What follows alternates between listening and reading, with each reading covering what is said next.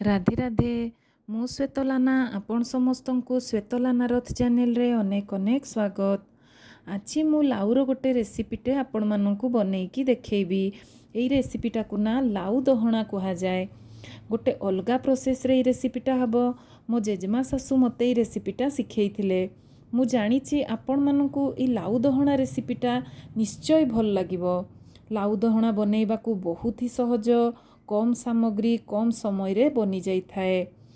ଆଉ ତାହେଲେ ଚାଲନ୍ତୁ ଆଜି ଷ୍ଟାର୍ଟ କରିବା ଲାଉ ଦହଣା। ଲାଉ ଦହଣା ରେସିପି ପାଇଁ ଦେଖନ୍ତୁ ମୁଁ ଏଠି ନେଇଛି ତେଜପତ୍ର 2ଟା, ଗୋଟେ କପ୍ କ୍ଷୀର ନେଇଛି, ଆଉ ଚିନି 1 ଚାମଚ, ମଇଦା 1 ଚାମଚ, ଜିରା 1 ଚାମଚ, ଆଉ ସ୍ୱାଦ ଅନୁସାରେ ଲୁଣ। ତାପରେ ଏଠି ଲାଉ ନେଇଛି ମୁଁ ଏଠି 250 ଗ୍ରାମ। ଲାଉକୁ ଦେଖନ୍ତୁ ମୁଁ ଏଠି ଚୋପା ଛଡ଼େଇକି ପୁରା ସବୁ ଲାଉର ଚୋପା ତକ ମୁଁ ଏଠି ଛଡ଼ଉଛି। ସବୁ ଲାଉର ଚୋପା ଛଡ଼େଇ ସାରିଲା ପରେ ତାକୁ ଆମେ ଛୋଟ ଛୋଟ ସାଇଜ୍ର କାଟିଦେବା। ଦେଖନ୍ତୁ ସବୁ ଲାଉର ଚୋପା ଛଡ଼େଇ ଦେଲି। ତାପରେ ଆମେ ତାକୁ ଛୋଟ ଛୋଟ ସାଇଜ୍ର କାଟିବା। ଦେଖନ୍ତୁ ମୁଁ ଏଠି ନା ଛୋଟ ସାଇଜ୍ର କାଟିଛି। ଆପଣମାନେ କିନ୍ତୁ କେଉଁ ବି ସେପ୍ରେ ଏଟା କାଟିପାରିବେ, ବଡ଼ ବଡ଼ ସାଇଜ୍ର ବି କାଟିପାରିବେ। ବହୁତ ବଢ଼ିଆ ଲାଗେ ଏଇ ରେସିପିଟା, କମ୍ ଇନଗ୍ରିଡ଼ିଏଣ୍ଟସରେ ବି ବନିଯାଏ। ଏଠି ଖାଲି ଆମର କ୍ଷୀର ଆଉ ଲାଉଟା ଲାଗୁଛି, ଆଉ ବହୁତ ହି ହେଲ୍ଦି ରେସିପି। ଆପଣମାନେ ଥରେ ନିଶ୍ଚିତ ଭାବରେ ଏଇ ରେସିପିଟା, ଲାଉ ଦହଣା ରେସିପିଟା ବନେଇବେ। ଆଉ ଆପଣମାନଙ୍କୁ ଭଲ ଲାଗିଲେ ନା ଏଇ ରେସିପିଟା ଅନ୍ୟମାନଙ୍କୁ ସେୟାର କରିବେ।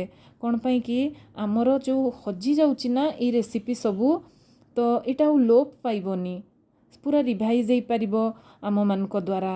ଆଉ ସମସ୍ତଙ୍କୁ ଖୁସି ବି ଲାଗିବ ଆମେ ଏଇ ନୂଆ ରେସିପିଟା ବନେଇଲୁ, ଶିଖିଲୁ ଏ ଆଇଟମ୍ଟା ବୋଲିକି ଯିଏ ବନେଇବେ ବି ତାଙ୍କୁ ବି ଖୁସି ଲାଗିବ। ଦେଖନ୍ତୁ ଏଠି ଆମେ ସବୁତକ ଲାଉ କାଟିଦେଲେ। ତାକୁ କାଟି ସାରିଲା ପରେ ଆମେ ଧୋଇଦେବା। ଆପଣମାନେ କାଟିବା ଆଗରୁ ବି ଧୋଇକି ବି କରିପାରିବେ, ପରିଷ୍କାରକି ଧୋଇକିନା। ତାପରେ ଆମେ କଡ଼େଇଟେ ଆମେ ବସେଇବା। କଡ଼େଇରେ ଆମେ କ'ଣ କରିବା ନା ସେ ଲାଉ ତକ ସବୁ ପକେଇବା। ଲାଉ ଆମର ଏଟା ଭାଜିକି ହେବନି, ଏଟାକୁ ସିଝେଇକି କରାଯାଏ। କେତେ ହେଲ୍ଦି ରେସିପି, ମାନେ ଭାବନ୍ତୁ ଏଇଟା ସିଝିକି ହେବ। ଏ ଲାଉ ସବୁ କେତେ କମ୍ ଇଏରେ ହେବ, ଘିଅରେ ଏଟା ହେବ, ଆଉ ବହୁତ କମ୍ ଘିଅରେ ବି ବନିଯିବ। ତାପରେ ଦେଖନ୍ତୁ ଏଠି ମୁଁ ଲୁଣ ଟିକେ ପକେଇଦେଲି ସ୍ୱାଦ ଅନୁସାରେ। 1 ଗ୍ଲାସ୍ ପାଣି ଦେଇଦେବେ, ତାପରେ ସ୍ୱାଦ ଅନୁସାରେ ଲୁଣ ଦେବେ। ଲୁଣ ଦେଇକି ସିଝେଇବେ। ଦେଖନ୍ତୁ ପୁରା ସିଝିଗଲାଣି ଲାଉ ଆମର। ଦେଖନ୍ତୁ ପୁରା ସିଝି ଯାଇଛି। ତାପରେ ଆମେ ନେକ୍ସଟ ଷ୍ଟେପକୁ ଯିବା। ଏଠି କ'ଣ କରିବା ନା ଆମେ ଯେଉଁ 1 କପ୍ କ୍ଷୀର ରଖିଥିଲେ, ସେଇଠି ଆମେ ମଇଦା ଯେଉଁ 1 ଚାମଚ ବି ଆମେ ରଖିଥିଲେ ତାକୁ ଆମେ ମିଶେଇବା। କ'ଣ ପାଇଁ ଆମେ ଏଇଟା କରୁଛେ ନା, ଗରମ କ୍ଷୀରଟା ଯଦି ଆମର ସେ ଲାଉରେ ପଡ଼ିବ, ଥରେ ଥରେ କ'ଣ ହୁଏ ନା ଛିଣ୍ଡି ଯାଏ।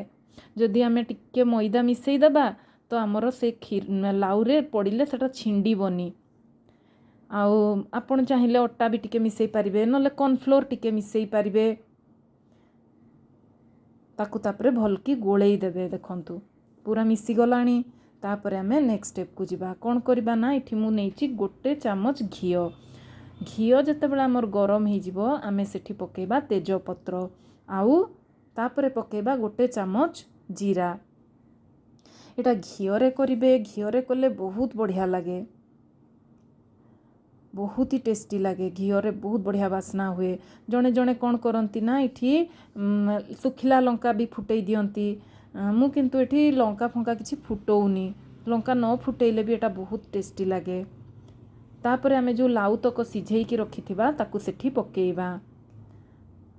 ତାପରେ ଯେଉଁ କ୍ଷୀରକୁ ଯେତେବେଳେ ଟିକେ ଫୁଟି ଆସିବ, କ୍ଷୀରକୁ ବି ଆମେ ସେଇଠି ମିଶେଇ ଦେବା। ଭଲ ଭାବରେ ଇଏ କରିଦେବା, ଫୁଟିଆ ଲାଗି ଛାଡ଼ିଦେବା। 4-5 ମିନିଟ୍ ତାକୁ ଆମେ ଭଲସେ ଫୁଟିବାକୁ ଦେବା। ଲୋ ଟୁ ମିଡ଼ିୟମ୍ ଫ୍ଲେମ୍ରେ କ୍ଷୀରଟା ମିଶାଇଲା ପରେ କରିବେ। ଦେଖନ୍ତୁ ମୁଁ ଏତିକି ରଖିଛି। ଆପଣମାନେ ଚାହିଁଲେ ଝୋଳ ଝୋଳ ବି ରଖିପାରିବେ। ଆଉ ରୁଟି, ଗରମ ଗରମ ରୁଟି ଭାତ ସହ ଏଟା ଖାଇବେ, ବହୁତ ବଢ଼ିଆ ଲାଗେ। तापरे चीनी को मिसई देबे।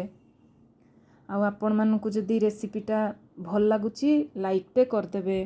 यम्मी लाउ दहणा रेसिपी आम रेडी ही गलानी। आपण माने बनेइबे। मु पुणी नुआ रेसिपी नहीं शीघ्र आसीबी। राधे राधे।